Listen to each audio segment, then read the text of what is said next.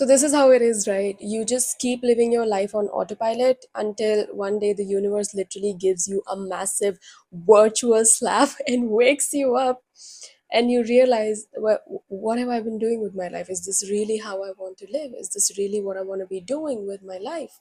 And what is even the meaning of life, and what am I doing? And this is usually how people are initiated into their spiritual awakening. Not everybody, but for a lot of people this is the trigger. And if you're here, probably it has already started for you, or you already are aware that you are awakening and you're in the middle of your journey. What took me so many years to realize is that you're probably not living your own life.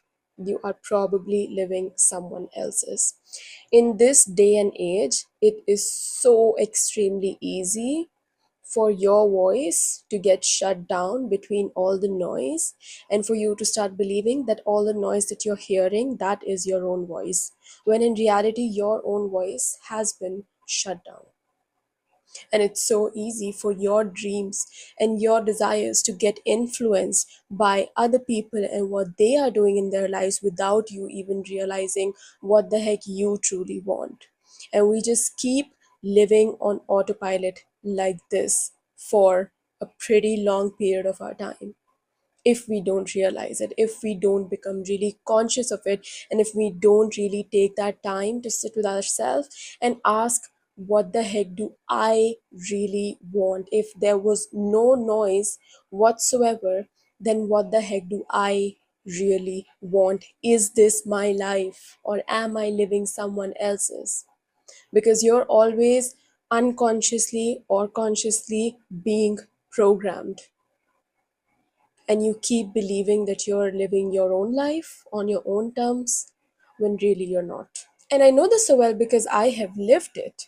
I was always used to being that student in class who was always with the highest grades, and oh my god, gonna become a doctor. Then I went into the medical school, and over there I just kept going and going and going, that yeah, I'm gonna become a doctor, even though since day number one, I kid you not, since day number one, I really did not like it. I did not like it there, and on many days, I literally felt suffocated. I felt helpless, like this place cannot be for me. But then I didn't know what other possibility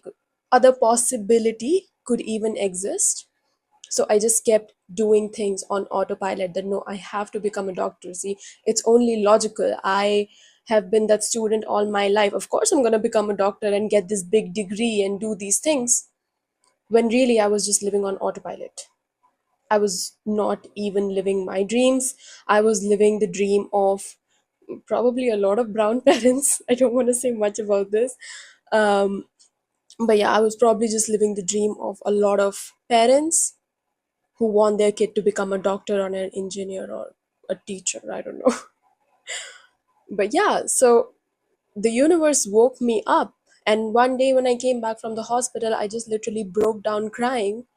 I broke down so bad that in one moment I didn't know who I was. It was a sudden ego death, and I was just questioning, who the heck even am I? I was so exhausted, so mentally exhausted, physically exhausted, emotionally exhausted, just completely feeling lifeless in my body, and I didn't know who I was or what I wanted anymore. Usually that's what happens. We start asking these questions like, who the hell even am I? What is my purpose? What am I meant to do in this life? Like, I can't believe so many years of my life have been a lie. It's not been a lie, because obviously that was also a part of your journey. But yeah, that's why I said air quotes lie. And that's when the next question comes. And that question is, well, then what do we do about it? How do we even know what we truly want? Like, how do we even start this process? How can I start knowing what I truly want? Because the conditioning has been so much all the time, all throughout these years. It's like your voice just doesn't exist anymore.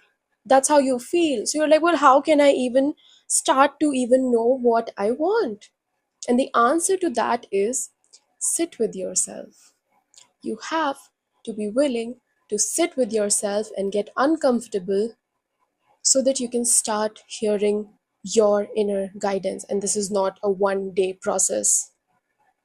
Do you remember during COVID time when everyone was just forced to sit inside their houses? What happened?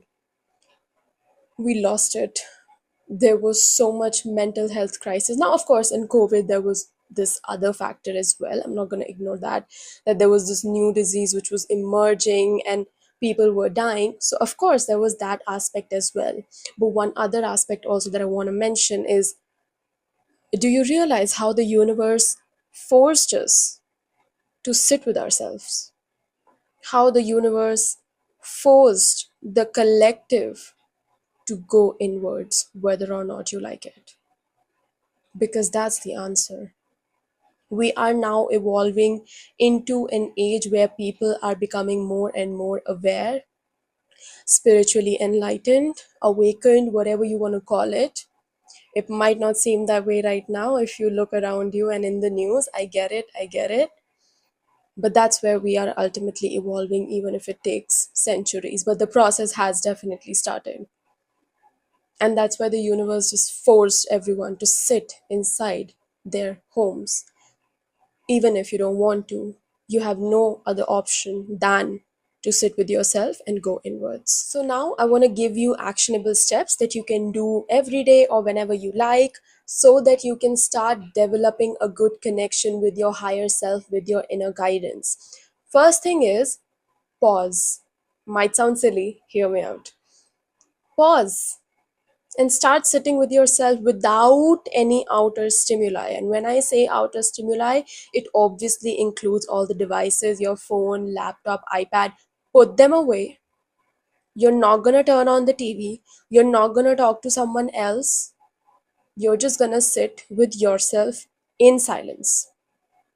And when you do that, the first thing you might notice is that your mind is starting to like just go is starting to just go into spirals, and this is thought one after the other.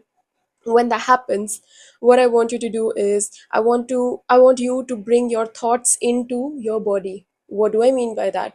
Sometimes, a lot of times, our thoughts are just going on and on and on in our head, and it just becomes uncontrollable. The What happens when you bring it inside your body is that now you start embodying, and that makes all the difference in the world. So just try doing it, even if it doesn't make sense. So when you have thought, along with having that thought, start either shaking your body, shaking your legs, or just doing some sort of movement, and let the thought go along with that. You will notice a difference. It's mind boggling how effective this is, seriously. With the thought going on, start shaking your body or moving your body along with that thought, and imagine that thought coming into your body. If that makes sense or it doesn't make sense, just try doing it, okay? It's absolutely wonderful. It has done wonders for me. So that's the first thing that you might notice, and this is what you have to do for it. Now, the second thing that you might notice is, when you're not having thought, and you're sitting in silence, and like even your mind is approximately silent, even if there are some thoughts here and there, you might start feeling restless. You might start feeling uncomfortable. Sit with that. Break through the threshold. You can sit with that discomfort. You're just sitting with yourself. It's just you. You have to realize that it's just you. There's nothing to be afraid of. It is safe for me to sit with myself. It is safe for me to sit in silence. And you'll notice that when you stick with it, the discomfort will go, and after a point you will become comfortable with sitting in silence with yourself. And later on you'll be like, oh, this is so good. Why did I ever feel afraid of this? So this is my first actionable step that I want to give you. Pause. Pause every single day, even if it's for 5 minutes. Now, the second thing that I want you to do is mirror work. Now, in this mirror work, I'm not talking about the mirror work in which you look into your eyes and you say affirmations with it or something like that, but instead, look at yourself in the eyes. again, obviously without any outer stimuli, and just look. There's no need to say anything. There's no need to say affirmations or anything right now. You can say it. Obviously, it's really good when you look in the mirror, say affirmations.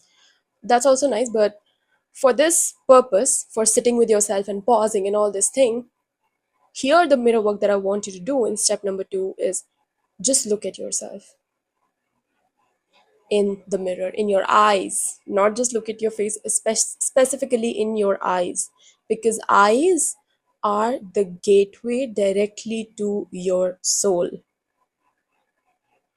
So look into your eyes, look deep into your eyes. And as I was recording this, I literally started looking into my eyes, and I sort of lost it for a moment. And then I was like, I am making a video, I have to continue speaking. Otherwise, I would have just sat here like this, and you'd be like, what happened to her video? So I'm not going to look at my eyes right now that I'm recording. So look at your eyes, and just, that's your soul directly speaking with you. And even if it might feel uncomfortable in the beginning, even if you keep doing it and you're like, what the heck am I doing? Is this not doing anything for me? I'm just sitting like an idiot in front of the mirror staring at me. How is this gonna tell me what I want to do in life, where I want to go, etc.? It's okay.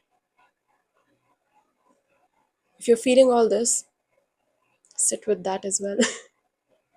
You're probably really annoyed with me right now, but hey guys, this is what it is, okay? I have done all of these things, and that's why I'm telling these to you, and they work. So just look at your eyes, and I promise you, your higher self will come through. Your higher self might come through by just their presence, or you might hear something, depending on like you're clear audience, clear sentient, or whatever. So it can happen in different ways. Maybe you just feel a nurturing presence around you. Maybe you just feel comfortable in your body, you feel safe in your body. Maybe you something pops into your head out of nowhere. It's not nowhere, it's your higher self. So yeah, maybe something pops into your head out of nowhere, and your higher self will communicate sooner or later. And now, the third thing that I want you to do is I want to give you some journaling prompts. So there are 3 questions in this. First one is, if time and money was not an issue, what would you be doing with your life? Now, the purpose of this question, before some of you flip out, is not that, well, Akshati, well, guess what? Money is important and it does pay my bills. How can I just ignore it? No, nobody is saying that ignore your circumstances and suddenly if you feel like, well, this job is not aligned, you'd leave right now. That's up to you. That decision is up to you. You can hold on, you can stay for a bit longer, you can take the leap and leave right now. That's not the purpose of this question. You are free to make the decision and make a plan that is suitable for you later on,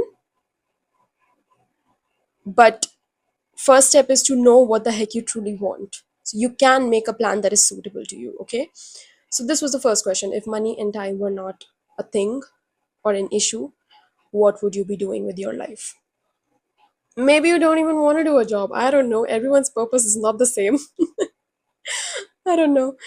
And second question is, if no one would judge you, if nobody were to judge you, what would you be doing differently in your life? And the third question, which is my favorite question, is, if you had only 3 months to live right now, what would you do? The purpose of these questions is for you to get clear upon what your heart wants, then make a plan accordingly.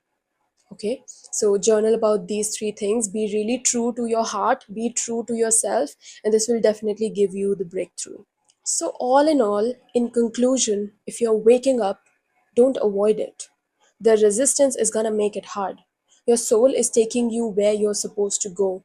Don't ignore that. Follow where your soul is calling you. Follow your soul's calling. That's why we call it soul's calling, because the soul is calling. You better pick up the phone. So if you like this video, make sure to subscribe so that you can also be notified about all of my upcoming videos. I'm going to keep posting about similar kind of things all the time. I just love doing it. And If you like this video, then I have also recorded a guided meditation for you for finding your soul purpose. So if you resonated with this, you're definitely gonna love that meditation. So make sure to go on that next, and I'll see you in the next time. Bye.